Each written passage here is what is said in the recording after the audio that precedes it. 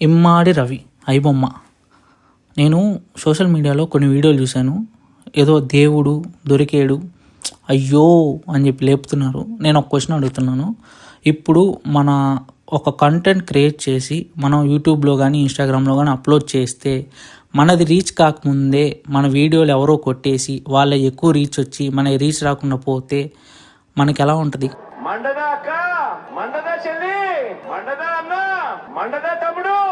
ఇంకోటి ఏంటంటే, సపోజ్ నువ్వు ఒక ఫ్యాక్టరీ పెట్టావు మామ, ఒక సోప్ తయారు చేసావు. నీకు దానికి ఖర్చు అయ్యే మిషనరీ కాస్టు, మనుషుల కాస్టు, ఎలక్ట్రిసిటీ ఇలా చాలా ఉంటాయి. నువ్వు ఇన్ని కష్టపడి ఒక సోప్ అనేది 40 రూపాయలకి అమ్ముతున్నావు అనుకో, ఎవడికో వాడు తీసుకెళ్ళి నీ బ్రాండ్ మీద వేరే వాళ్ళకి అమ్మితే నీకు బిజినెస్ జరగద్ది.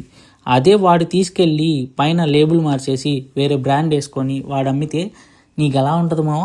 అదే వాడిని దగ్గరకు వచ్చి కొనుక్కెళ్ళకుండా రాత్రి ఓ లారీ వేసుకొచ్చి లాట్లు లేపేసి బయటికి తీసుకెళ్ళి అమ్ముకుంటే ఎలా ఉంటుంది మామ?